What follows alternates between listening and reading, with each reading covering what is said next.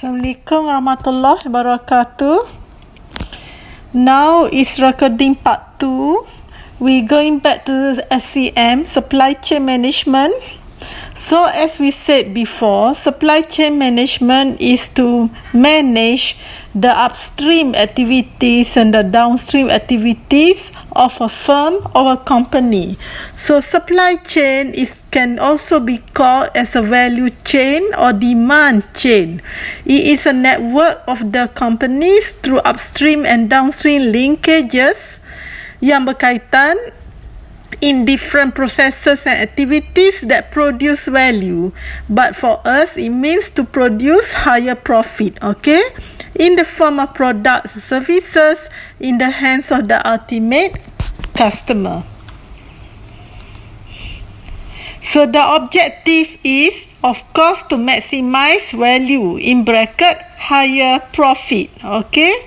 So we want to coordinate the flow of kita yang ni kita kena hafal ya. It's about coordinating information, material, products and money. We have to coordinate our money. Kalau kita order barang from supply chain, terlebih pun kita rugi, kurang pun kita akan rugi. Okay? So it is to coordinate the flow of information, material, product and money through the supply chain. Okay, so we have many form of supply chain strategies, okay, in order for us to have an excellent supply chain management. So we have many strategies. Some firm ataupun some companies, they do arrangement or negotiate or enter into a contract with many suppliers. Some of them just one supplier, some of them two supplier, depend, bergantung pada jenis perniagaan kita. Some enter into a joint venture. Do you know what does it mean by joint venture? Joint venture ni maknanya dalam undang-undang, in law, kita combine company A and company B become company C.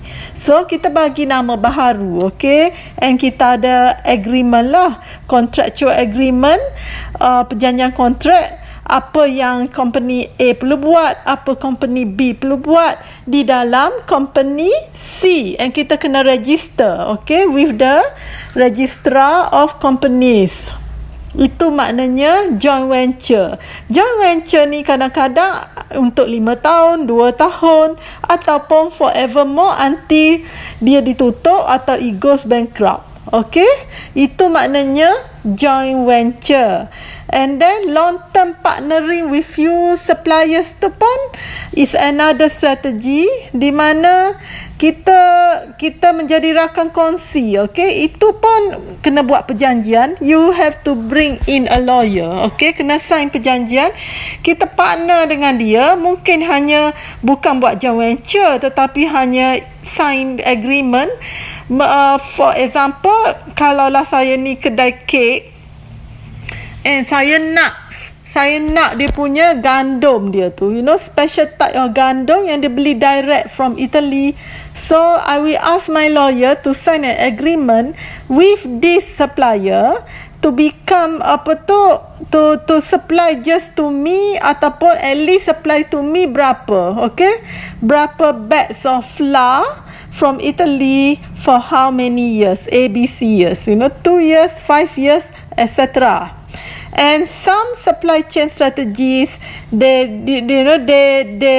it's written in the PowerPoint here, virtual companies on the internet yang guna supplier, dicari supplier on the internet bila dia nak baru dia cari. Obviously, so many people now are using the internet as their medium. Madam ajalah yang tak gunanya, as you know. Okay. Now, the PowerPoint number 7, many suppliers. Tajuknya, maknanya orang yang supply tu banyak kepada kita. Normally, kalaulah business kita is in the community product, we will have many suppliers. Okay? And then, so when we purchase from the supplier, you know, we the way we purchase, how much we purchase, etc., will be based on the demand of the customer, and will be based on the price, you know, the supplier put out for us. You know, kalau price dia mahal, takkan nak purchase banyak pula. Tapi kalau kita got a lot of demand, orang nak jual mahal from the supplier pun, we would buy anyway. And then not only that, we have to remember there's competition with the suppliers. So kalau competition is good, because competition will drive down the price of a barangan, raw materials tu, we go down. But kalau lah suppliers in the market tu hanya seorang dua je, just one or two supplier, we are going to die as an entrepreneur, because they will hold on to the price, they will keep the price high. You see, and kita pula, barangan kita bergantung to the raw material from that supplier, so we have to buy anyhow. And it's written in the PowerPoint, supplier is responsible for technology, expertise, forecasting, cost, quality, and delivery. Yes, because you know, supplier is a very important item from the upstream. So whatever they do, you know, the end result will be on the cost of our product and services, quality of our product services as entrepreneur, you know, etc., etc., etc.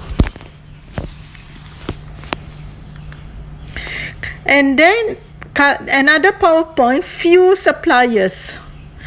Buyer forms longer term relationship with fewer supplier. Yes, kalau lah supplier yang kita nak tu tak banyak, you know, in the economy, obviously, you know, there be competition not from the suppliers, competition from the entrepreneurs yang buat the product or services.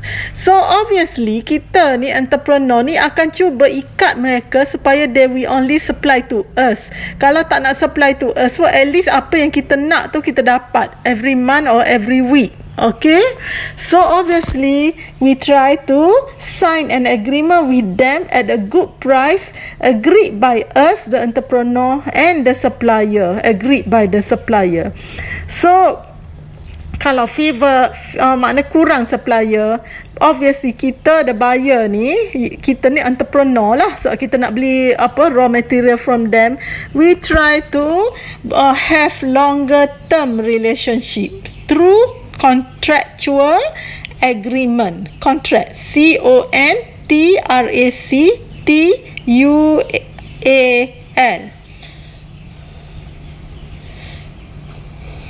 And it's written here, fewer suppliers ni, we create value through the economies of scale and in learning curve improvement.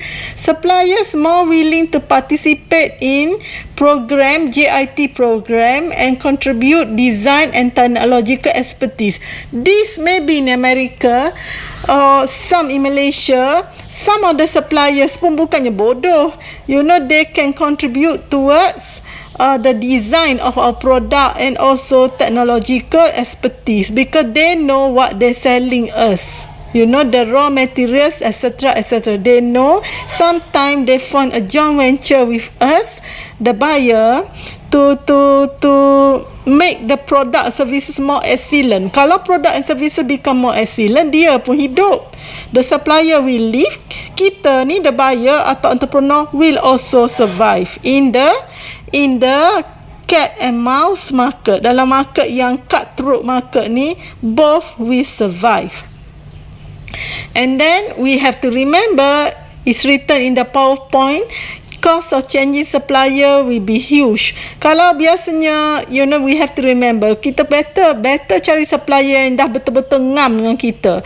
Because when we change supplier, dia tak kenal kita. So one of the cost is they might not want to sell anything to us. Number two, even if they sell, they don't give a special discount. So be very careful when we choose our supplier, so that we don't change supplier all the time.